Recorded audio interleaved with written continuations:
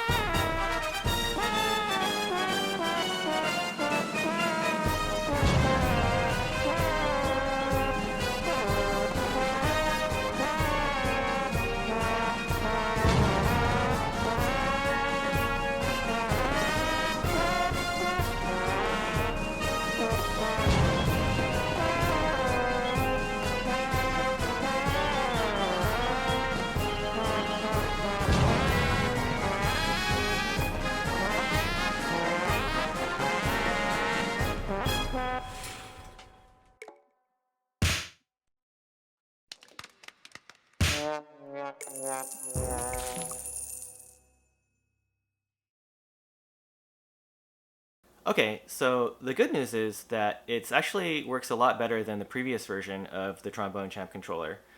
The bad news is that the first version was so bad that literally anything would be an improvement on it. So I did install a new time of flight sensor from Adafruit this time, and it actually works a lot better than the previous one. The values that are coming in still aren't perfect. Like there's a little bit of jittering, and there's a little bit of some drift. But for the most part, I can actually hit the notes that I was planning on hitting within like a reasonable window of accuracy. So actually, it's a lot better, and I've been getting a lot better scores too, which is better than F. So I said in my last video that I had gotten past my blow problem, but I feel like it's definitely relapsed in a different way. So I predicted in my previous video that maybe if I could play the trombone a little bit more, I would actually get tired because of the airflow that was coming out of the horn. And that actually turned out to be true. So you could see in the previous video that at one point I ended up having a coughing fit because I was just kind of tired from playing.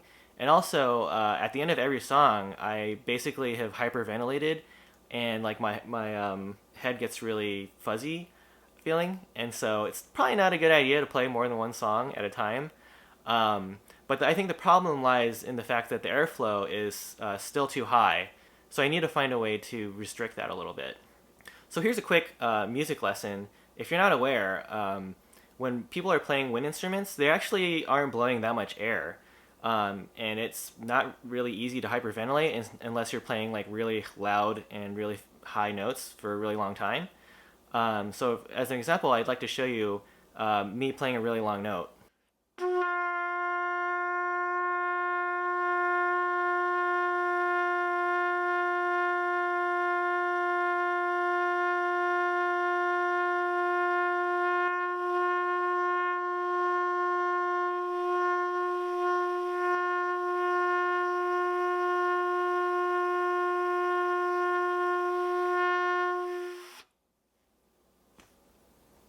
See, so as you can see, like I didn't lose my breath. You know, I can talk normally. It's because I have superior lung capacity because I'm a professional musician. And so, if I was to play a trumpet, you know, I can play basically all night if I wanted to at a gig. But if I'm playing Trombone Champ, you know, I'll pass out after one song. And so this is a problem that I probably need to fix. And so I need to find a good middle ground between the trombone leaking too much air, but also not completely sealing it, because you know if it's completely sealed, then it just feels like I'm blowing into like a brick wall, and that doesn't feel like I'm playing a trombone either. And so I'll need to find a good middle ground to where I can have enough air leak out that I'm not passing out, but there's still enough back pressure, but there's not so much back pressure that it isn't fun anymore. So I also made an enhancement to the air pressure sensor. So before I basically hard-coded the value of the air pressure, but it turns out that air pressure changes all the time, and I think it has to do with the weather and temperature and other random conditions. So I like writing code as much as the next person, but I don't really like writing code just to play a video game every single time. And so what I did was I wrote some new code that takes a bunch of readings at the very beginning when I started the microcontroller, and that'll read a bunch of values in of the air pressure. And then after that, it basically has a baseline as to what the average air pressure is when I'm not blowing into the horn. And so after that, basically I can just use that value to check. If it goes above a certain amount above that baseline value, then the mouse will click. And then if it goes below that, it'll release the click. And so that's a good way of saving me the trouble of having to break out the code editor every single time I want to play the game.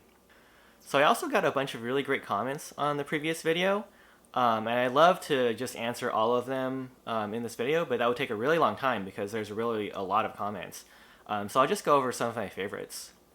So a few people mentioned that I could house the sensors in a trombone mute, and I think this is actually a really great idea, and I did consider it at first. So I actually have a lot of mutes for my trumpet, but they actually fit in here. So I have a Harman mute, that's good for jazz. I have a straight mute, that's good for classical music. I have a cup mute, and I don't really know, sometimes you use a cup mute for something. But the problem with the mutes is that they still don't give enough back pressure to actually, you know, make it so that the air pressure change can be easily seen. And so I think what I would have to do is probably 3D print a mute and then seal it up tight enough so that it stops the air pressure. And that might be actually something that I end up doing, because I think it's a good idea. And the nice thing about that too is that then I would be able to basically put all of the electronics into the mute, and I'd be able to easily take it off and on of the horn. And so I think that's a really great idea, and I might implement it in like a future video. So thanks for the comments. So quite a few people also mentioned that I could take like an optical mouse and then somehow attach it to the horn and use that to determine the slide moving. So I think that's an okay idea, but I think it would probably run into the same problems as the original problem with the mouse. Because when you're using a mouse, you know, there's a little bit of drift that can happen. Like if you move it really fast, the mouse will just like fly across your screen. But if you move it really slow, like it'll just kind of inch across your screen. And so the mouse has like this sense of acceleration. Whereas on the trombone, I actually want the values to be more absolute. So I want, you know, this position to always be at a certain point of the screen, and then I want another position to always be at that other point in the screen. And so I also just don't like the idea of taking apart a mouse. You know, I like to buy sensors for what they're used for, but I don't know, the idea of buying a mouse and then taking it apart feels kind of bad to me. I don't know why. There are also a lot of comments on using a microphone to detect when I blow or play a note into the trombone. So the reason that I didn't go with a microphone is just because it's a music game, and so if there's music playing while I'm listening to the game, I assume that that could also interfere with the microphone that's somewhere in the horn that's trying to hear me, either blow air or play a note. Obviously, it would be easier to detect if the trombone was playing a note, but I also don't want to play a note just to play a game, because if I could do that, then I might as well just practice. But it is an interesting idea, and I think it could work, but I think that there would probably be a lot of issues with noise and feedback and getting the wrong sounds to sense rather than sensing only when you're playing the trombone. So I also got a lot of comments about cleaning the data from the time of flight sensor. And I will say that initially on the bad sensor I tried this, and it just kind of made things worse.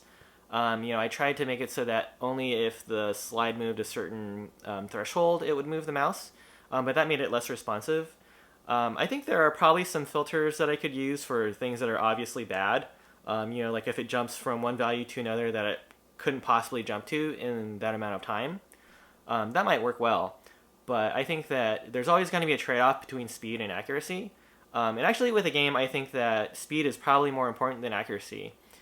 Because I can kind of wiggle around and find the right note if I can have good feedback.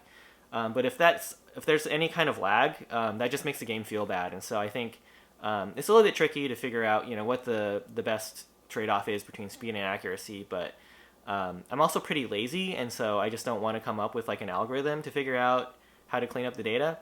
But I might do that in the future if I end up trying to really make the Trombone Champ controller a lot more accurate so I can play and get A's. One interesting comment that kept on coming up in a lot of different comments is that I could look at a string potentiometer.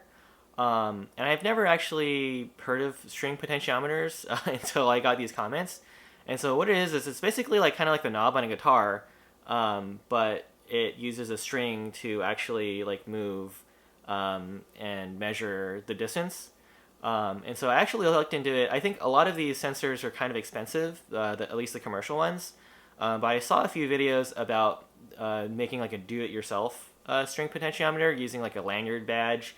And that seemed like kind of an interesting project, so I might look into it. And it does look really promising since, it doesn't seem like there's that much resistance on the actual slide. And so, you can probably still move it pretty quickly without running into too much resistance. So probably wouldn't get in the way that much. And I do really appreciate all of these comments because they really help me learn about different ways of approaching problems and trying to solve them. And so please do keep the comments coming.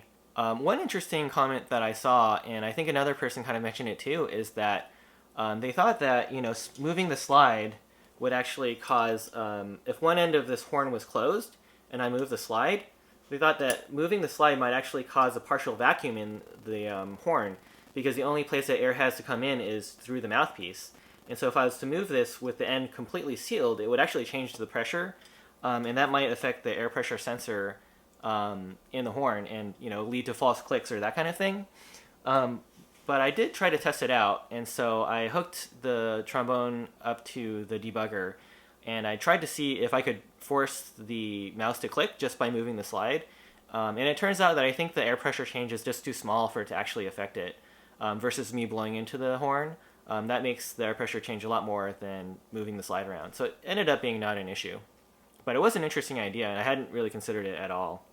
Okay, so finally, my favorite comment was actually the most critical, and it's about how I pronounced HPA. And so it's just funny because, HPA is an abbreviation, but this commenter thought I should just say hectopascal out loud every single time. So I looked it up, the pronunciation, and here it is really quickly. Hectopascal. Hectopascal. I'm not sure why the person is speaking in like a French accent. Maybe it's because it's a French word.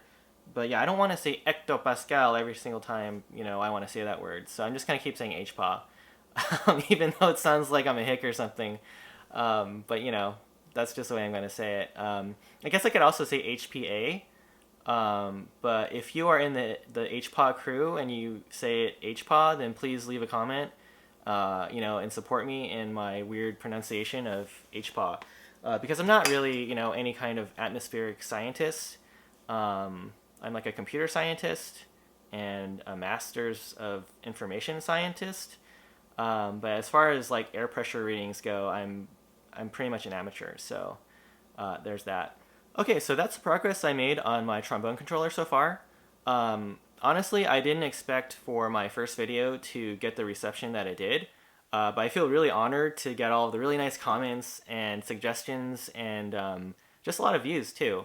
And so I really appreciate that. A lot of people had said nice things about my channel. I've been doing this just kind of for fun lately, and so it's just cool to kind of get that kind of support from people. So I really appreciate that. Um, so as far as next steps go, I'm probably gonna start looking into ways to seal my horn a little bit better, so I don't pass out every single time I play the game. And I also started like doing some designs on 3D printing. So I want to see if I can 3D print some parts to make the trombone controller look a little bit more professional, and use like a few less like rubber bands and cardboard pieces. So if you're interested in seeing the next version of the Trombone Champ controller, please do make sure to subscribe to this channel and like this video. And there's also like some sort of bell that you can hit, and I guess that gives you notifications. But I really appreciate it if you like my videos. So yeah, I'm looking forward to seeing you in the next video, and happy tromboning!